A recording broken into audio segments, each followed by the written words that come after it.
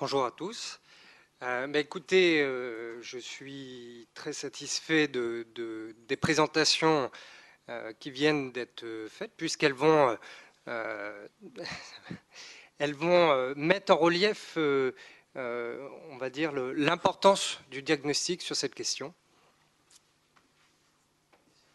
Alors, pour commencer cette présentation, je voudrais rappeler que la question en fait, du bien-être en entreprise, de la santé et du stress au travail et des risques psychosociaux n'est pas un sujet uniquement à la mode, mais c'est un enjeu fondamental, puisque dans une économie de la connaissance, quand vous avez des travailleurs qui sont dans la souffrance au travail, on ne peut pas s'attendre, si vous voulez, à des travailleurs performants.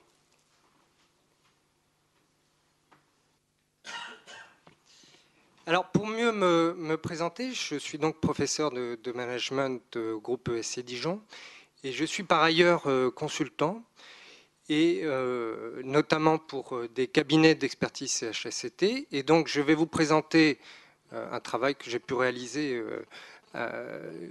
basé sur un certain nombre d'expertises que j'ai pu réaliser l'année dernière, notamment suite à la vague de suicides qu'il y a eu en entreprise. Pour commencer cette présentation, vous voyez, un professeur, en tant que spécialiste du management, j'ai envie de vous dire sur cette question, n'allons pas trop vite à la solution. Vous voyez, la vraie difficulté, je dirais, pour avancer sur ce sujet pour l'instant, c'est que bien souvent les entreprises vont directement à la solution sans passer par le diagnostic. Et je voudrais montrer que le diagnostic est fondamental. Alors, tout simplement, c'est un nouvel objet de gestion. Je pense que ça a été rappelé, complexe, multifactoriel. Et donc, on ne peut pas s'attendre à ce que dans les entreprises, on le sait en sciences de gestion, les organisations soient directement capables de traiter efficacement cette question. Il y a une période qu'on nomme apprentissage organisationnel, dans lequel l'organisation va apprendre à la fois identifier et réguler ce nouvel objet de gestion qu'est le stress et les risques psychosociaux. Alors, durant cette période d'apprentissage, la réelle difficulté, si vous voulez, pour être efficace sur le terrain, c'est que, bien entendu, il y a des jeux d'acteurs, à la fois en termes de jeux relationnels, des rapports de force dans l'entreprise, et puis des rapports identitaires qui vont biaiser un petit peu la vision qu'ont les acteurs sur ce qui pourrait être un risque dans l'entreprise. Alors je vais essayer de vous donner un certain nombre d'exemples.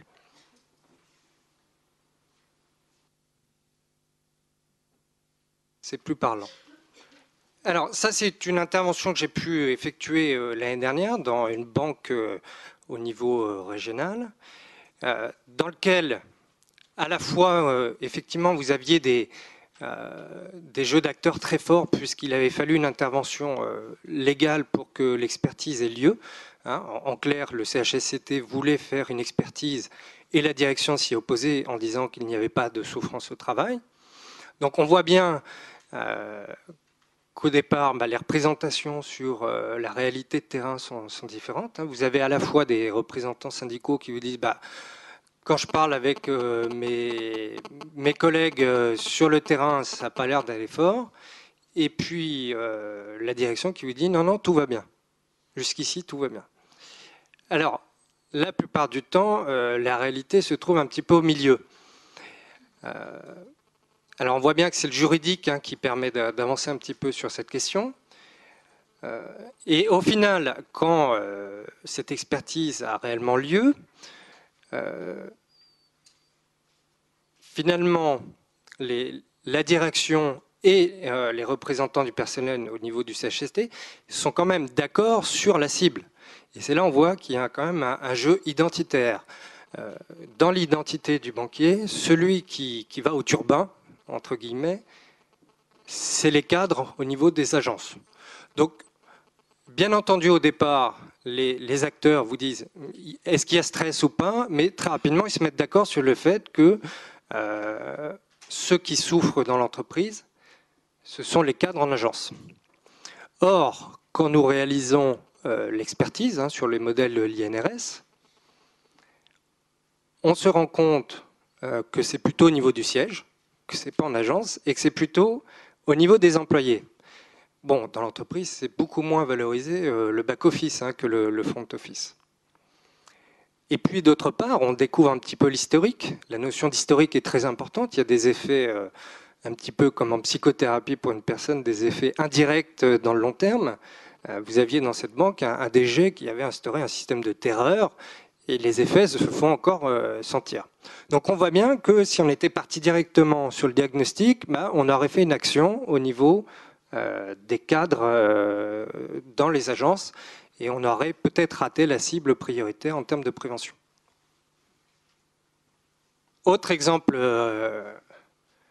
rapidement, bon, là, dialogue apaisé, donc le CHSCT qui est capable de discuter avec la direction, mais encore une fois, au niveau identitaire, il y a un diagnostic posé par les acteurs qui est que ce sont les infirmières qui sont les plus tendues. Pourquoi? Parce qu'elles ont les patients et la responsabilité administrative.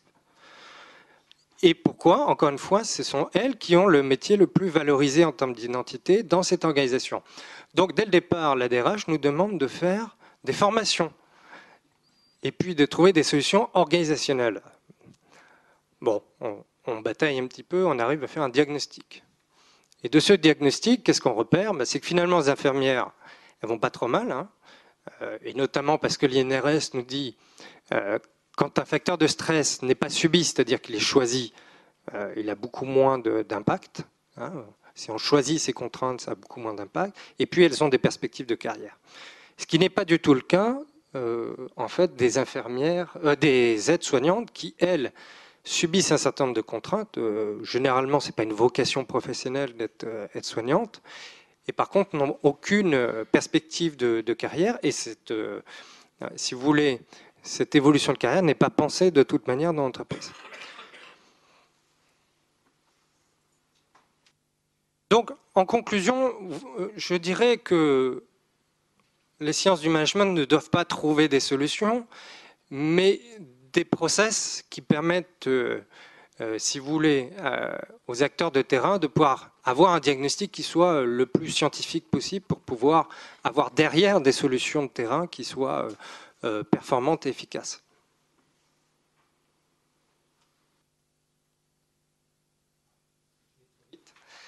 Surcharge d'informations. Donc en fait, si vous voulez, on voit bien la nécessité d'avoir un acteur extérieur. Un œil neutre permet quand même de remettre en cause ces représentations qui sont biaisées de toute manière. Si vous voulez, là je vous donne deux exemples. Sur les 5 expertises présentées dans le papier, j'ai toujours eu des biais. Et j'en suis à 25 expertises. Il n'y a pas une seule fois où il n'y a pas eu des biais. Donc visiblement, c'est une constante. Alors peut-être c'est moi qui l'induis, il faudra que je réfléchisse à ça. Le diagnostic est également un moment privilégié pour identifier et réfléchir sur la qualité du dialogue social, puisque la question qui se pose, c'est finalement qu'est-ce qui fait que les acteurs de terrain n'arrivent pas à identifier réellement les populations à risque. Et puis, de toute manière, cette période-là est essentielle parce qu'elle permet, si vous voulez, d'aplanir le dialogue social, et de toute manière, vous ne pouvez pas arriver à la solution si vous n'avez pas réussi à mettre en place un dialogue social de qualité. Il faut un diagnostic partagé, c'est vraiment la première étape sur la gestion du stress au travail. Bon, la question qui se pose, et j'en finirai là, c'est que vous avez plusieurs acteurs, le CHSCT, la direction des ressources humaines, le service de santé au travail. La vraie question qui se pose à chaque fois, c'est qui choisit, si vous voulez, l'expert. Et cette question-là est fondamentale. Et je pense que pour l'instant, en termes d'évolution, la loi n'est pas encore très très claire. Voilà, donc c'est une vraie question puisque la plupart du temps, on va dire chaque acteur a plutôt envie de choisir l'expert qui va l'aider à confirmer sa représentation, et on voit l'effet pervers que ça peut avoir en termes d'efficacité. Voilà, je vous remercie.